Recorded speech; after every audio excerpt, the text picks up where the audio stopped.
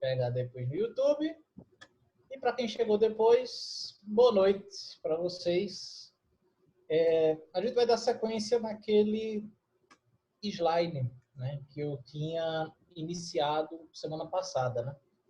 Que a gente estava falando de memória, a gente falou um pouquinho das ações lá de compactação de memória, falou de abstração de memória, e hoje a gente vai falar um pouquinho, começar falando, na verdade, né, que como que a gente pode estar fazendo o controle da memória. Né? Porque a gente viu que naquela coisa da compactação de memória, por exemplo, então tu tem que ter um controle ali para saber quais são os espaços de memória que estão ocupados e quais são os espaços de memória que estão disponíveis, né, para que você possa fazer esse controle aí. Né? Obviamente a gente viu que a compactação de memória não é uma coisa muito viável, visto o gasto de tempo, e é um benefício de curto prazo, né? Porque tu vai movimentando os programas, os processos, então vai bagunçando e criando buracos vazios na memória. Então, não é interessante. A gente vai começar a ver esse controle que a gente faz da memória, né, para saber onde tem espaço disponível para ela, porque justamente a gente vai começar a ver maneiras de identificar, né, onde tem espaço livre e, consequentemente, onde tem esse espaço livre, você sinalizar, né, quando chegar um novo processo, uma nova requisição, tu colocar aquilo para ocupar esse espaço vazio. Obviamente que tu também tem um desafio a mais aí, né? Por exemplo, se o programa ele necessita de alguns espaços, né? O interessante é que sejam espaços consecutivos. Né? Não adianta ele pegar um pedacinho de memória no endereço, outro pedacinho lá na frente, mais outro lá longe. O interessante é tu ter, além de tu estar identificando onde tem endereços de memória disponível, né, tu identificar se eles são vizinhos ou não. Né? Então, tu dá uma dimensão dessa brecha na memória, se vai caber o que tu quer colocar ou não. Então, a gente vai ter duas maneiras de fazer essa representação. Através de mapa de bits e através de listas encadeadas. Para mapas de bits, é bem fácil. Cada endereço de memória é representado por um bit. E aquela coisa, se aquele endereço estiver livre, então o bit é 0. Se ele estiver ocupado, aquele endereço, então o bit referente àquele endereço recebe 1. Então, tem essa figurinha aí para a gente entender ela. O mapa de bits seria justamente isso que a gente tem aqui, ó. Esse negócio. Repara que a gente tem aqui um trecho de memória, né? E repara que ela está achurada aí, né, em cada endereço de memória, né? Por exemplo, aqui o meu processo A, né, ó, ele está tendo 1, 2, 3, 4, 5 endereços ocupados. Esse que tem um achuramento diferente, né, ele é meio na diagonal, é o que a gente diz que são espaços de memórias vazios, né? Ou, por conta aí da literatura em inglês, né, eles chamam isso de hole, né, buraco. Então, a gente tem um buraco na memória. Quando não entende um buraco na memória, alguém que foi lá e com uma furadeira e furou o tempo de memória. Não, não é isso não. Um buraco na memória é um espaço vazio que tu tem. Nessa figurinha aqui que a gente tem, né, no caso a gente tem 3 buracos vazios. Ó. Tem esse aqui, entre os processos A e B, tem esse outro aqui entre C e D, e tem esse depois do E. Né? Porque aqui ele dá a entender que a memória segue, né? Então não tem como a gente ver. Mas enfim, para o mapa de bits, o que é que a gente tem? Né? Para cada bit, a gente vai estar representando um endereço de memória. Então, olha o que é que acontece. Ó. Esse meu primeiro endereço de memória, está aqui o bit relacionado dele. Deixa eu até dar um zoom aqui, para a gente observar melhor isso aí. Pronto. Ó, a gente tem aqui o processinho A, são 5 endereços. Ó. Então, para eu representar esse processo A, ó, esse meu primeiro endereço é representado por esse bit. Esse segundo endereço por esse segundo. Esse terceiro está aqui. Então, repara que o meu processo A ele ocupa 5 endereços. No meu mapa de bit, 1, 2, 3, 4, 5. Tem a sequência aí de 5 uns, dizendo que são 5 endereços ocupados. Na sequência do A, a gente tem 3 endereços livres, que é justamente essa sequência aí de 3 zeros. E na sequência tu continua. Vem o processo B, ó, 1, 2, 3, 4, 5, 6. Processo B aqui está meio apagado, mas é um termino B, ó. Um tracinho. Tem 6 e na sequência eu tenho mais esse endereço C, né? Mais 1, 2, 3, 4. Então, totalizando aí em sequência 10 endereços ocupados. Se for contar aqui, ó, aqui tu tem 8 uns mais 2, justamente representando esses dois processos aí, né? Aí tu tem um intervalo aqui de um buraco, né, de 2 endereços, é justamente esse espaço aqui, e aí ele segue com a figura. Então, o mapa de bits... Input mode out. Opa, alguém tá com... Boa noite, boa noite. Oxi, Boa noite. O cara chegou com tudo. aí tá certo, cara. Era... Presença. Eu nem vi quem foi. Que é isso, rapaz? É porque quando eu tô compartilhando a tela aqui, só aparece um trechinho. Ah, foi Rony Eros. Agora deu para ver a cara do cidadão. Só ressaltando, hoje é live de molejo, viu? Não é só molejo não, viu? Tem Ana Carolina também, meu parceiro. Ah, mas esses negócios. E é massa, pô, peraí. Vou assistir igual. Eu vou assistir os dois ao mesmo tempo. Que aí, ô louco. Né? Quem é rico pode ter 2 televisões em casa, né? Aí. É por isso que eu só tenho uma.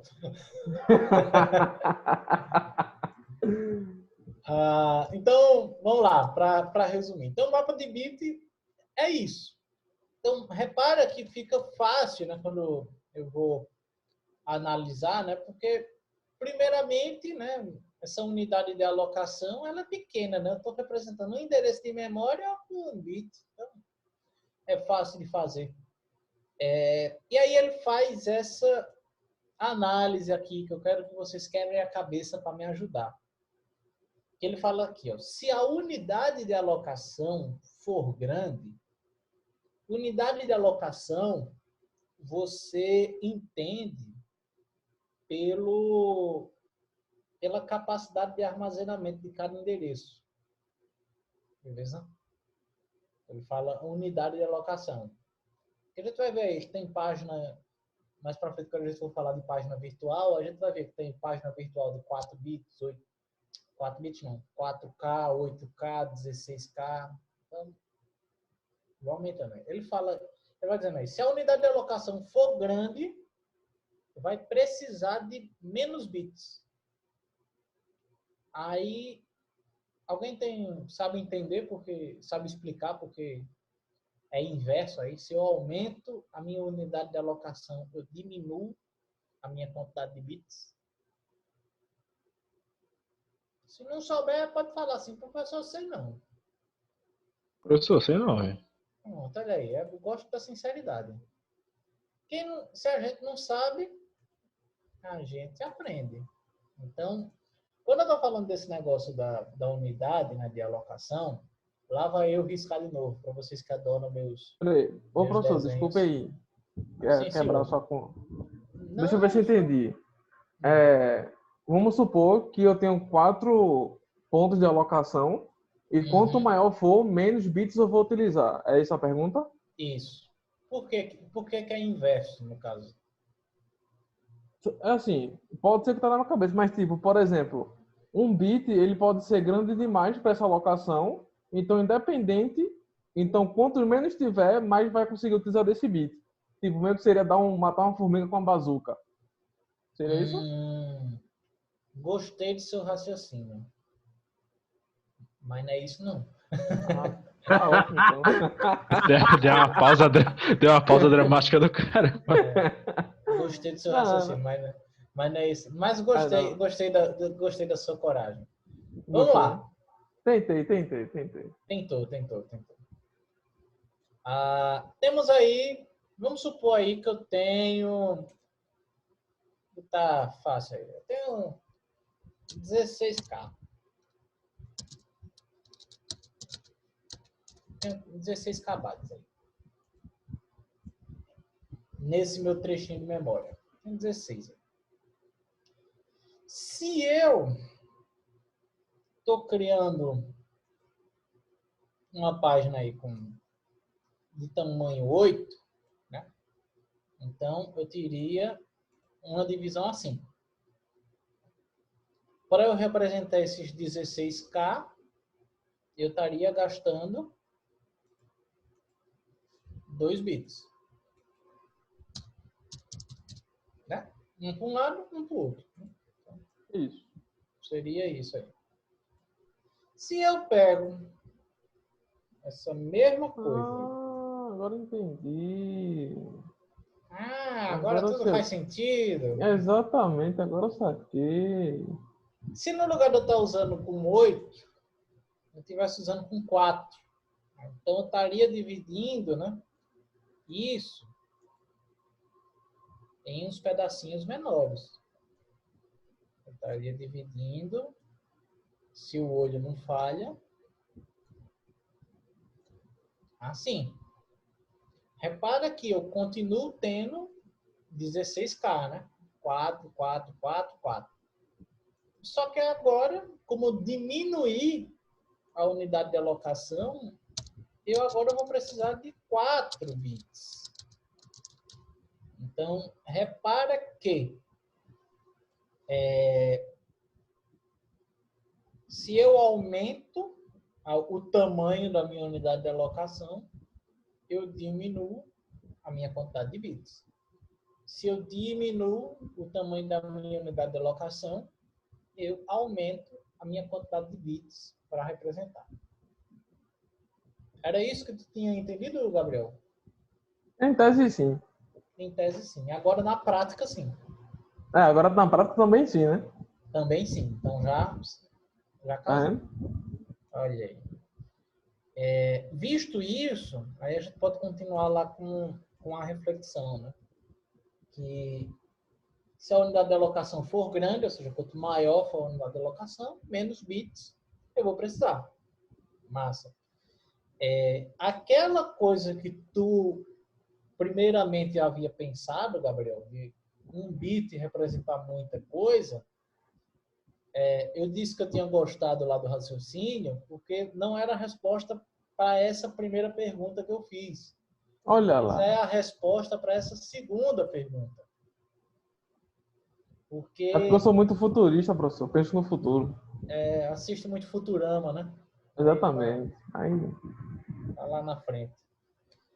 O problema, quando tu tem uma unidade de alocação grande, é que justamente quando tu tem um processo lá que ele vai usar um endereço desse, talvez eu não precise usar todo aquele recurso. Uhum. Então, tu está tendo uma ociosidade de memória dentro de cada endereço. Só que, tipo, aquele endereço não vai estar disponível para ser utilizado, né? Porque, como uma unidade grande, é tipo tu fazer a seguinte coisa, né? Tu tem uma casa de 120 metros quadrados e mora uma pessoa lá. Então, tipo, o espaço é muito grande para uma pessoa só. Mas, tipo, ele alugou aquele espaço todo para ele. Se ele vai usar aquele espaço todo de uma vez, Aí... não sei, mas aquele espaço todo está reservado para ele. Então, tu meio que tu vê que tu tem uma perca indireta ali, né? Aquela casa toda vai estar ocupada por uma pessoa. É lógico que ela não vai conseguir ocupar tudo, né? Mas está reservado para ela. Então, tu ter esse... É uma problemática aí em questão de tamanho, né? E se tu faz o contrário, o que é que tu vai fazer, né? Então, se tu diminui o tamanho da unidade de alocação, então um processo, o que é que vai fazer? Ele vai necessitar alocar mais de um endereço. Então, qual é o desafio aí? Qual é o problema no caso? Ele conseguir alocar esse número maior, né? Então, tem os prós e contras aí dentro de cada cenário, né? Mas, lista encadeada é outra maneira que a gente tem, além de mapa de bits, da gente representar. Porque o mapa de bits ele tem um probleminha, que eu não sei se vocês perceberam aqui, mas quando tu tem essa representação aqui, né, do processo B e C, eu sei que são dois processos vizinhos, né, um colado no outro. Eu sei pela figura. Mas eu olhando no mapa de bit, eu não sei se esses 10 uns seguidos, se eles são um único processo, se eles são dois processos vizinhos, são 3 processos vizinhos, 4 processos vizinhos, 5, eu não sei. Eu sei que são 10 endereços ocupados, mas eu não sei se é isso. Eu estou falando isso porque, tipo, facilita um pouco para a gente entender o funcionamento da memória. Porque a gente vai ver que na unidade de... Na utilização de lista encadeada, né, para controlar esses endereços de memória, a gente vai ver que é um pouquinho diferente o trabalho da lista encadeada, porque usando como base aí a mesma figura. O que é que a gente vai ter? A gente tem na lista encadeada, né, a indicação do que é, a gente tem onde inicia essa coisa e qual o tamanho dela. Então, eu tenho a indicação da coisa, onde começa e o tamanho. Então, para essa figurinha aqui, a figurinha está em inglês, né? Quando a gente está falando do P, né? Aqui, quando a gente está falando do P, a gente está falando de um process, ou seja, é um local que está ocupado. Quando a gente está com esse H aqui, é o H de rolo, ou seja, buraco. E os endereços sempre valem os mesmos. Por exemplo, essa figurinha aqui da lista encadeada, ela também está representando essa mesma figura. Então, por exemplo, eu inicio no meu endereço 0 com o meu process A. Então, ele indica lá, né? Eu tenho um process começando no endereço 0. E esse cara tem um tamanho de 5. Então, está indicado aí, né? Ó, tem o meu processo A, começando no endereço 0, e ele tem tamanho 5. Show! E ele aponta para o próximo elemento dessa minha lista encadeada. Então, meu próximo elemento é o quê? Um buraco na memória, ou seja, um espaço livre, começando no endereço 5 e tendo tamanho 3. Ele começa no endereço 5 e tem tamanho 3. E aí ele vai, ó. Eu tenho um processo, o processo começando no endereço 8 tem tamanho 6, aponta para o próximo. Um processo começando no endereço 14 e tem tamanho 4. Por aí ele vai. Alguém ia falando aí? Acho que eu ouvi um barulho aí. Não. Acho que só foi um falhar de microfone, então. Então, tu tem, né, essa representação da lista encadeada. Repara que nessa representação fica fácil, né? Por exemplo, aqui, ó, eu consigo identificar que são dois processos, um vizinho do outro. Eu não tenho a dúvida que eu tinha lá no mapa de bit, né? Que eu não sabia o que é que eu estava representando, né? Com essa porrada de bits 1. na lista encadeada eu consigo ver, né? Que são dois processos, um vizinho do outro. Então, tu tem esse trabalho. Obviamente, vocês têm que prestar atenção, né? Porque a representação, né? É o endereço inicial e o tamanho desse negócio. E essas duas características, a gente viu aula passada, que isso é um trabalho de dois registradores que a gente viu. O registrador base, né, que diz o início do endereço, né, e o registrador de limite, que ele diz o endereço final? Não. O registrador de limite, ele diz o tamanho daquela alocação na memória. Então, é basicamente esse trabalho que a gente tem. O registrador de base, contando onde começa, registrador limite e o tamanho disso que a gente está falando. Seja um processo, seja um espaço livre na memória. Então, tem essa diferenciação. Tranquilo isso aí? Tranquilo. Tá tranquilo, só uma dúvida. Essa Diga parte aí. do buraco, essa parte que tá rachurada, é? Isso. Esses que estão branco com a letrinha representam processos. E isso que está rachurado aí em diagonal são os espaços livres de memória ou os buracos na memória. Ah, beleza. Beleza. Ô, Márcio, Ô, professor, uma dúvida aqui. diga aí, Porque, senhor. tipo, no processo A, ele ocupa 5 espaços e depois tem um buraco com 3 livros. Por que o processo B ele não ocupou esses outros 3 livros que tinham? Ele pegou depois do espaço livre. Então, isso aí pode ser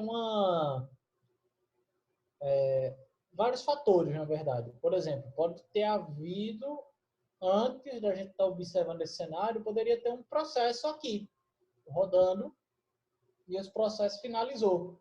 E ficou esse espaço de memória. Ou, tipo, volta mais ainda, né? Era um grande espaço de memória vazio e o B ocupou isso aqui porque antes tinha um gigante processo que vinha até o endereço 8, acabou esse processo de tamanho 8 e entrou o A, que era tamanho 5. Então, enfim, pode ter sido vários fatores aí que justificaram o B não pegar estilo o C, né? Um vizinho do outro, né? Mas teve esse avanço. Lembrar que isso é um cenário normal, né? A gente ter esses buracos de memória. Mas a gente, a aula passada, até viu, né, que tem a vantagem, né? Porque, por exemplo, se tem um buraco de memória aqui, o processo A ou o processo B necessita um pouquinho mais de memória, né? Então ele pode consumir esses buracos que estão do lado, né? Então é até interessante ter alguns buracos na memória, mas o motivo de B ter escolhido deixar essa brecha aí a gente não vai saber, né? Tem vários fatores aí que podem estar influenciando nesse surgimento dessa brecha. Então, é isso. Beleza, entendi. Novo. Alguém mais alguma dúvida? Erasmo, Vitor, Lucas, Renan, Romier, esses povos chegou depois. Tudo tranquilo? Não, tranquilo, tranquilo. Felipe também, muito bem. Então, vamos embora. Eu quero identificar esses negócios, mas, tem umas figurinhas aí para a gente entender mais essas coisas do buraco, né? Como é que isso vai impactar, né, naquelas representações, tanto de lista encadeada quanto de mapa de bits, né? Por exemplo, se tu tem um processo, imagina aí sempre que o meu processo X está terminando. Se eu tenho um processo X terminando e esse processo X ele era vizinho dos dois lados, dois processos diferentes, então quando o processo X termina, eu estou criando um novo buraco na memória. Se esse meu processo X ele já era vizinho de um buraco, seja antes ou depois, esse espaço que ele está deixando livre está sendo somado ao buraco, né? Não vai ser não vão ficar dois buracos um vizinho do outro, né? Vai ficar um buraco só. Né? Porque não faz sentido tu ter dois buracos de memória um vizinho do outro. Né? Então, tu tem a ampliação. Essa frase é muito errada. Tu tem a ampliação de um buraco. Quando tu finaliza. Agora é só ladeira abaixo, meu filho. Daqui para frente é só ladeira abaixo. Um disclaimer, né? Um aviso aí. Né? Alguém perdeu as estribeiras aí no chat. A mente poluída está na cabeça de vocês. Eu vou falar as coisas aqui, estou explicando o assunto. Se vocês tiverem... Ah, tá certo. Vão ser frases, assim, maravilhosas, mas a mente poluída está com vocês. Então, Vai de cada um, né? vai Também eu tô com meu coração puro aqui. Meu coração puro. Então, tá certo. vamos lá. E se meu processo X ele é vizinho de dois buracos diferentes, então quando esse processo X termina, né, então ele vai unir dois buracos em um só. Vai ficar um buracão na memória, né? Vai ficar uma coisa bem maior. Eu estou falando dessas coisas Eu estou falando de buraco aqui, né, desses espaços livres na memória, porque a gente vai ver alguns algoritmos para escolha de buraco. Por que eu vou falar de escolha de buraco, né?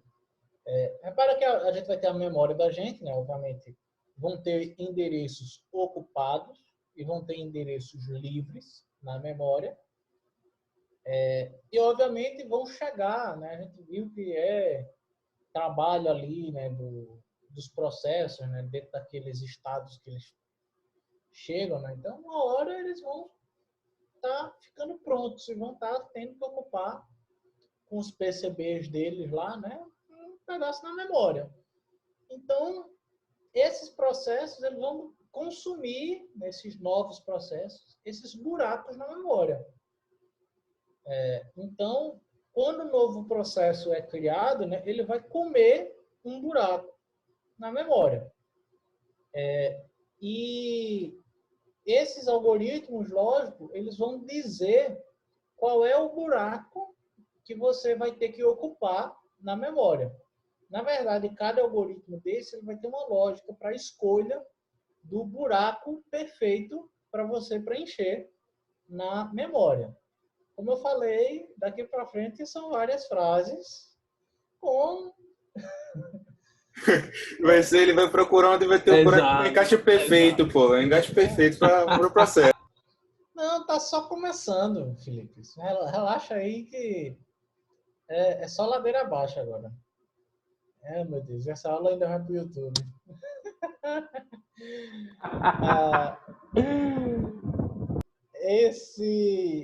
Eu primeiro vou explicar a lógica, né? Repara que são 5 algoritmos. Eu vou explicar a lógica dos 5, e depois tem um exemplo aí a gente faz junto esse exemplo, beleza? Eu vou até usar um pouquinho a câmera aqui. Eu acho que vocês conseguem me ver além do slide, né? Conseguem ver minha câmera aqui, né? Então, eu vou fazer em gestos e depois a gente faz na prática ali, dando um exemplo. Então, vamos lá. O primeiro algoritmo é esse first fit. Se você for ver aí, né? Primeiro encaixe, né? Seria uma tradução livre aí, né? Desse negócio. First fit. Então, o que é que tu vai ter? Tu tem o processo, né? O novo processo que tu quer encaixar na memória. E tu vai lá para o início da memória. E ele vem varrendo a memória. Primeiro buraco de memória que couber, esse danado, ele encaixa. Então, primeiro buraco que tiver, ele entra. Ele vem varrendo a memória E, tipo, vamos imaginar aí que seja um processo de tamanho 5. E ele vem varrendo do início da memória. Ele vem varrendo, achou um buraco. Um buraco tamanho 3. Não cabe, né? 5 não vai caber dentro de 3. Ele continua. Eu achei um buraco tamanho 20. Ó, muito, muito grande. Beleza, é o primeiro buraco que eu achei que cabe. Então, entra. Então, ele vai andando, né? Primeiro espaço de memória que ele acha que cabe esse processo que eu estou tentando encaixar, ele põe nesse espaço. Então, esse é o first fit. Né? Ele começa no início, no primeiro endereço da memória e vai varrendo ela em busca desse espaço para ele preencher. Quando ele acha esse cara, né? Pronto, coloquei ele em tal endereço, em tal buraco. Então, ele volta para o início da memória, pega o próximo que ele tem que encaixar e começa a varrer de novo. Então, ele começa no início, coloca, volta para o início. A lógica desse algoritmo é essa. E o critério para ele colocar é caber. Se é um buraco do tamanho exato do processo, ou se é um buraco maior, tanto faz. Cabendo, ele fez o trabalho dele. É no primeiro buraco. O primeiro buraco que couber, ele põe o processo lá. Tranquilo esse primeiro? Tranquilo. Tranquilo. Então vamos para o segundo. Esse segundo, next fit, né, o próximo encaixe, ele é quase igual a esse first fit, esse primeiro. A diferença, né, que o first fit, como eu falei, né, ele sempre volta o início da memória. Né? Eu coloquei um cara aqui, então eu volto para procurar o próximo. Esse next fit não, ele guarda a posição do último buraco que ele preencheu. Então, ao invés, eu vou andando, varrendo a memória, achei um espaço de memória para eu colocar o processo. Ao invés de eu voltar para o início da memória, para ir varrendo de novo, né, do início da memória com um novo processo, não. Ele já está aqui no meio, então ele pega o novo processo e eu procuro a partir daqui. Se eu chegar no fim da memória e não achei buraco para caber esse novo encaixe que eu estou tentando fazer, então ele dá a volta e vem para o início da memória e vai varrendo de novo. Então, o next fit, né, a grande diferença dele para o first fit é que ele guarda a posição onde ele fez o depósito do processo que ele está querendo armazenar naquele buraco. Professor, então quer dizer que se ele está num buraco que é grande e cabe mais de um dentro desse buraco, ele vai colocar? Vai. Se dentro de um buraco couber mais de um processo, ele vai colocar isso lá. Beleza? Ok. O próximo. Best fit. É o melhor encaixe. Esse funciona um pouquinho diferente, né? Tem o best e tem o worst. Tem o melhor e o pior encaixe. Ambos funcionam até parecidos. E o que é que ele vai fazer? Ele vai varrer a memória para ver quais são os buracos disponíveis. Estilo quando tu vai procurar uma casa para alugar, né? Tu dá uma volta no quarteirão para ver onde é que tem disponível. Então, esse algoritmo, antes de começar a colocar coisa nos buracos, ele dá uma olhada ali, ó. Então, tem um buraco desse tamanho, tal endereço, desse tamanho, tal endereço, desse tamanho, tal endereço. Então, ele faz uma listinha dele lá. E quando chegam os processos, né, ele tenta colocar no melhor encaixe. O melhor encaixe é justamente ter um buraco do tamanho do processo. Se ele não tiver um buraco que é exatamente do tamanho do processo, ele vai buscar aquele que chega mais próximo. Ou seja, é o que fica mais apertadinho, no caso, né? O processo nesse buraco. Vamos supor, de novo, né? Que é um processo tamanho 5. Então, ele vai buscar, né, por um buraco, seja no início, no meio ou no fim da memória, que seja de tamanho 5. Se não tiver um buraco de tamanho 5, se não tiver um Mano, o buraco que tá pegando? Ei, vamos prestar atenção aí na aula, por favor. Monta o microfone, por favor, você está se falhando. Se não tiver um buraco de tamanho 5, ele vai procurar um buraco que melhor se encaixe aquele tamanho. Ou seja, ele vai tentar achar um buraco de tamanho 6, se não tiver um de tamanho 6, de tamanho 7. Ou seja, o que fique com o melhor encaixe. Ou seja, o que fique mais justo ao processo. O buraco que melhor se encaixe aquele processo. Então, tem esse cuidado. E o worst fit, ou seja, o pior encaixe, a lógica é o contrário. Ao invés dele ter a busca, né, pelo buraco que fique mais justo, mais apertado, né, ele procura pelo buraco na memória que seja o maior, o que seja o mais folgado possível.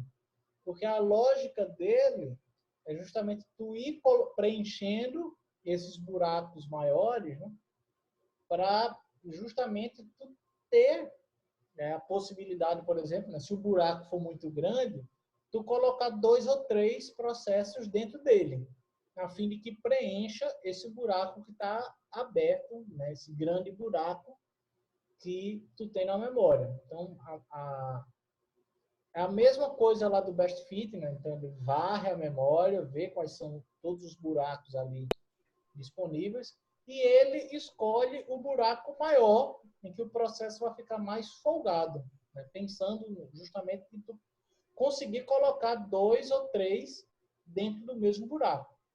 Então, tu tem essa característica. Por fim, né, o Quick Fit, né? Esse daí ele é mais elaborado, né? Porque ele tenta mapear, né, em resumo aí, ele tenta mapear os buracos e tenta observar quais são os tamanhos mais requisitados.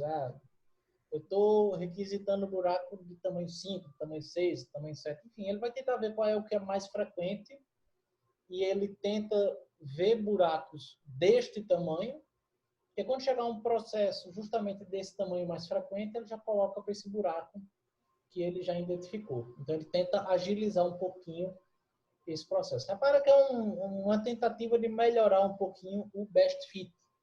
Então, ele coloca isso daí. Beleza? Deu para entender esses 5 aí? Sim, sim. Foi muito buraco, mas deu para entender. Não foi muito o quê? Foi muito buraco, mas deu para entender. É buraco demais na memória. Muita variação. Eu só entendi de buraco, meu irmão. Acho que você daqui furando o poço, que pense, é cada buraco que eu vou fazer. Beleza. Ele tá dizendo que vai furar poço, né? Eu não sei de nada. Pra gente, para vocês provarem que vocês estão tão craque mesmo, tem essa questãozinha aí, ó. Considere um sistema de troca de processo entre a memória, barará, e eu tô dando aí, ó, que eu tenho esses buracos na memória. Tá? Nessa ordem aí, ó. Tem um buraco 10, um buraco 4, um buraco 20, outro 18, outro 7, outro 9, outro também 12 e, por fim, esse 15. Massa. E eu estou dizendo que vão chegar essas 3 aquisições, nessa ordem aqui. Ó. Primeiro chegou o 12, depois chegou o 10 e depois chegou o 9. Eu quero saber, dado todos esses buracos aqui, quais são os buracos que vão ser ocupados no First Fit, no Best Fit no worst fit e no next fit. Beleza? Eu vou dar um tempinho para vocês para gente resolver essa questão. Vamos lá. Dado esse tempinho aí para responder a questão, vamos respondê-la, né? Deixa eu compartilhar aqui o meu quadro branco, que lá na questão a gente tem lá, né, esses espaços de memória, né? 10, 4, 20, 18, 7, 9, 12 e 15. A gente tem esses cenários aqui, né? Primeiro vai chegar uma solicitação de 12, depois uma de 10 e depois uma de 9, né? Então, o que é que a gente vai ter? Vou colocar aqui para o lado essa ordem. Vamos pegar no first fit, né? First fit, o que é que a gente iria ter no first fit? Lembrando a lógica dele, né? Ele sempre começa, né, do início da memória. Então, por exemplo, o primeiro processo que a gente vai ter é o 12, né? É o primeiro processo que a gente tem. Então, nesse primeiro buraco aqui de tamanho 10, né, eu não vou conseguir fazer nada, não cabe. Nesse de tamanho 4, também não cabe. Nesse de tamanho 20, cabe. Então, ele iria entrar, né? Meu processo 12 iria entrar aí nesse buraco tamanho 20 e só iria restar 8 de espaço, né? Então, em resumo, né?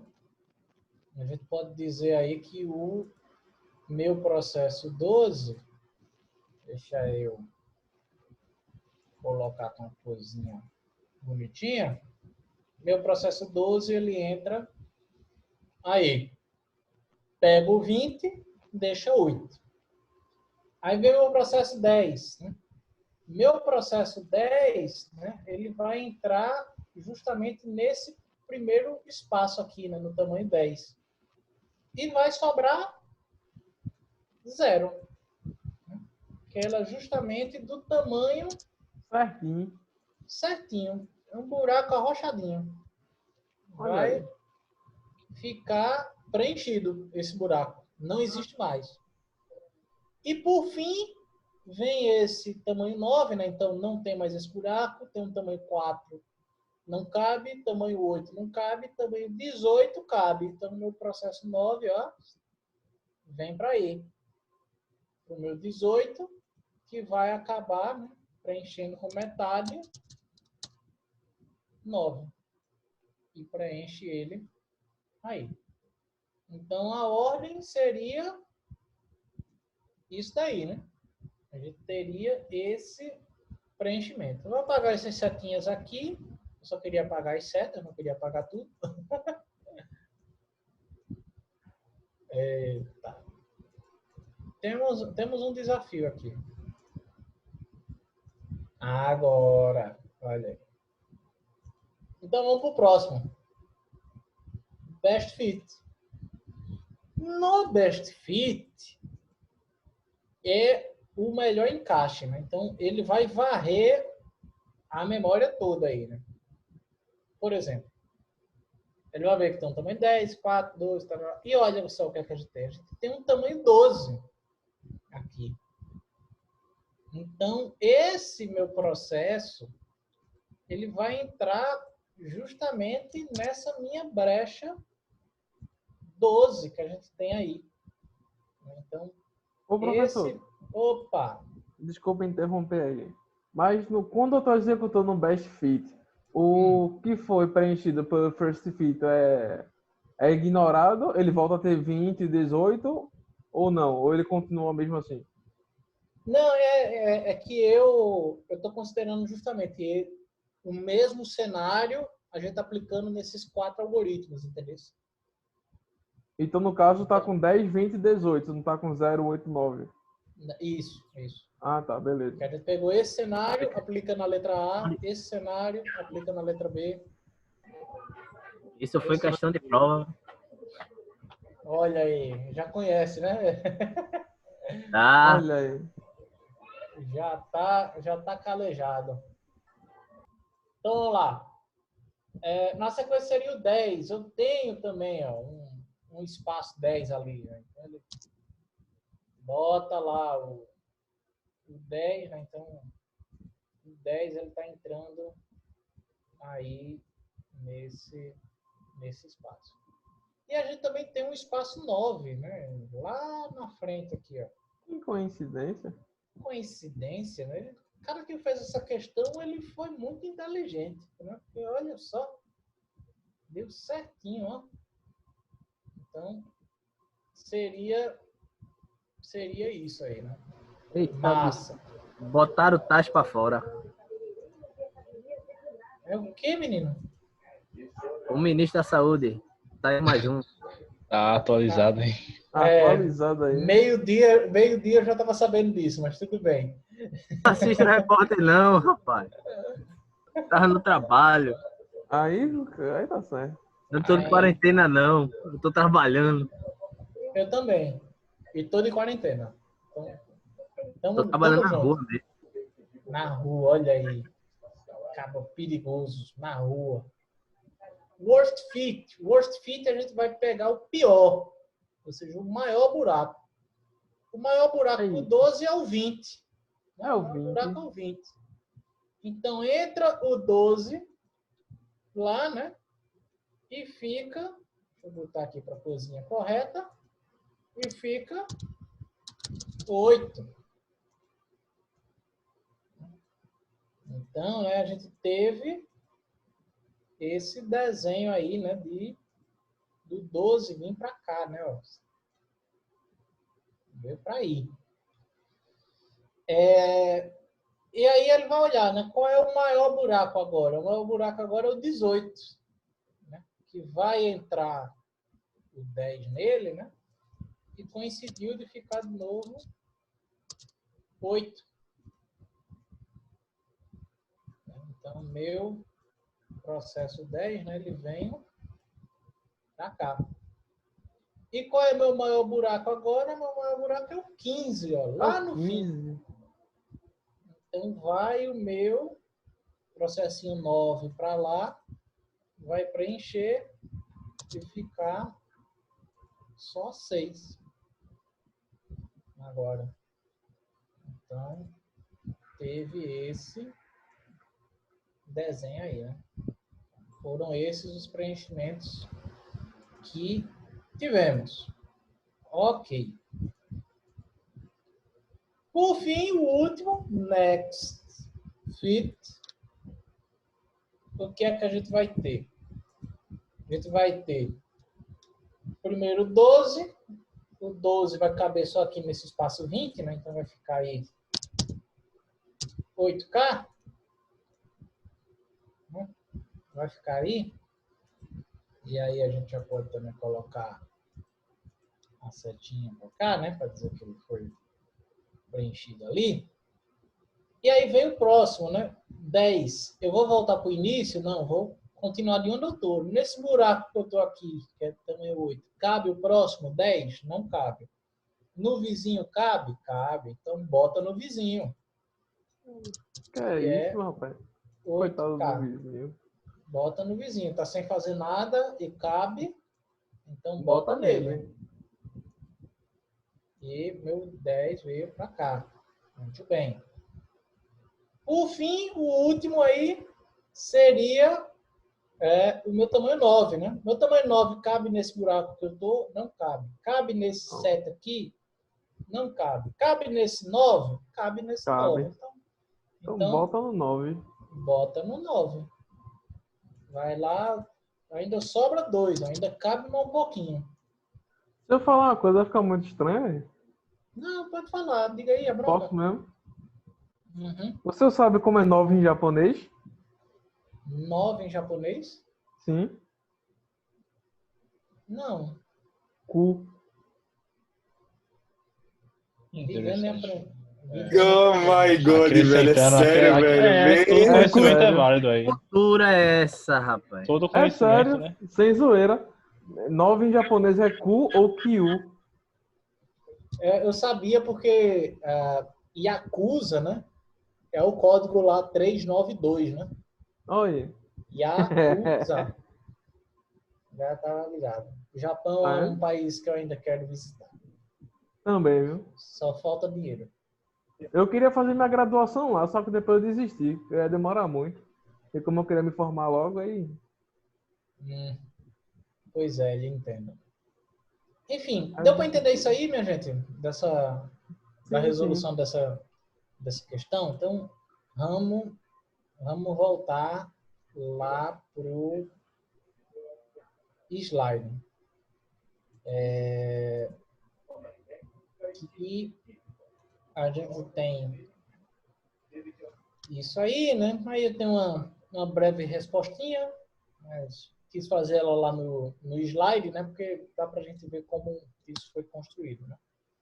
E tem mais essas 3 questõezinhas aí, antes da gente começar a falar de memória virtual. Então, fica como tarefa para vocês esse exercício.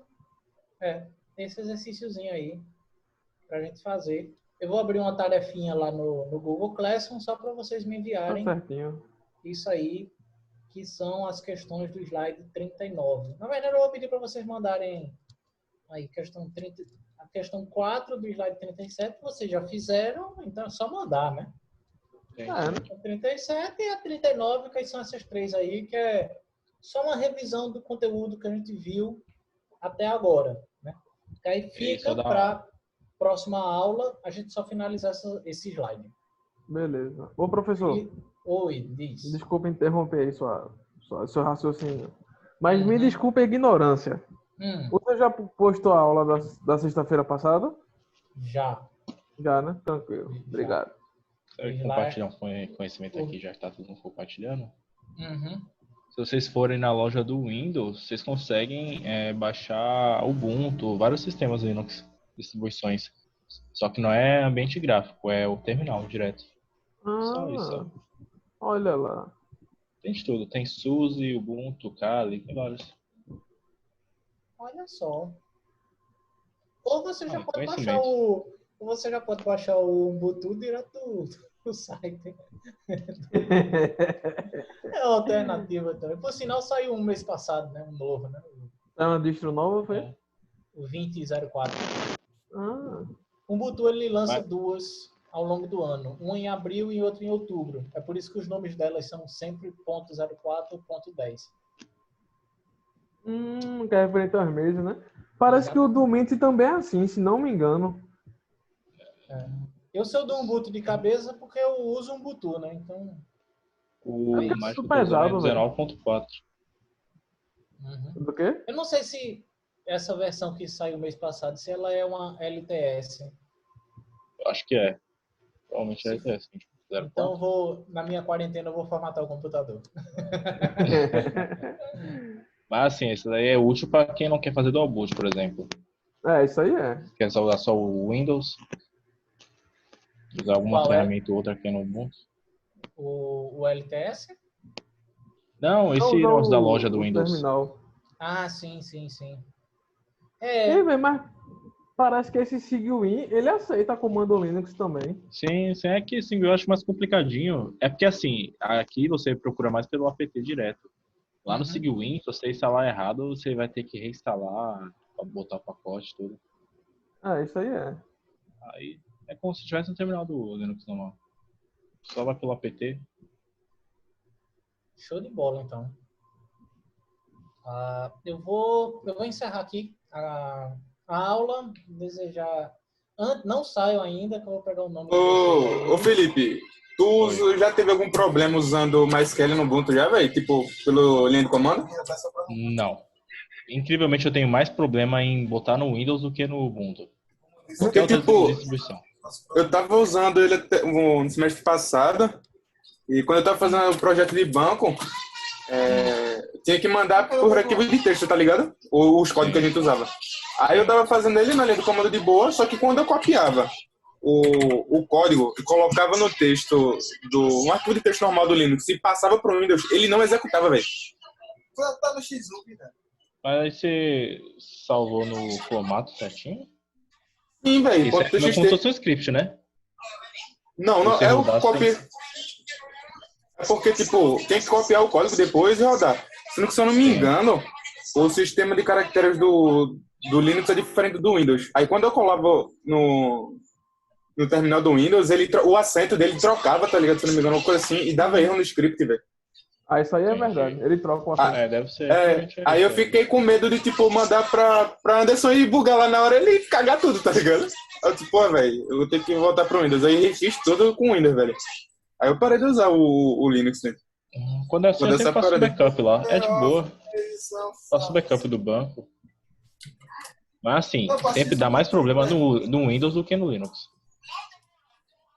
Tava até só usando no Linux, tá ligado? Eu achei bem de boa pra instalar, super suave o banco. É só uma linha. Exatamente. E no Windows eu achei de frescura, velho. Tá louco. E outra aqui, por algum motivo tá dando um erro no C++, que é pra instalar a interface gráfica, o Workbench. E eu já instalei todas as versões e ainda assim dá erro. Runtime, alguma coisa assim. E quando é isso, é outros erros besta. Eu não quero insistindo, não. Acho que agora, como eu tô no PC de novo, vou tentar colocar o Linux no notebook novo e ver o que dá. Tava usando Manjaro esses dias. O problema é que eu tava com o Windows 7 e Manjaro. O problema é que pra botar o Windows 10 eu tenho que formatar todo o HD. Pra converter o negócio. Aí como eu uso partição, tem outro HD. Aí foi-se embora também.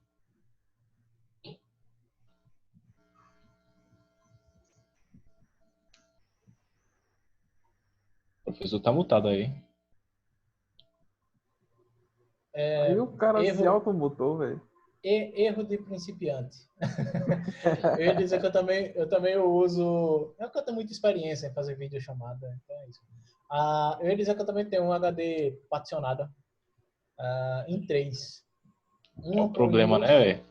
Uma para o Windows, uma para o Linux e uma para o diretório de arquivos. É um problema, porque se você querer mudar uma coisa do Windows, tem que mudar tudo. Uhum. Aí isso é a minha preguiça que eu tenho às vezes de formatar o computador, entendeu? Mas eu vou, no finzinho da quarentena, eu formato os 2 notebooks aqui para ficar sossegado durante um tempo. Certo. Mas é isso. Minha gente, deixa eu pegar o nome de vocês aqui no chat, né? Não precisa digitar nada não, já peguei, pronto. Já tá aquele velho print. Pois é isso. Eu vou abrir a atividade lá no Google Classroom sobre esse exercício aí, né? Quem não assistiu essa aula, já ela está no YouTube, eu posto o link lá no Google Classroom também. E desejar a vocês uma boa noite e um excelente fim de semana. Boa noite, professor. Boa noite. Valeu, minha gente.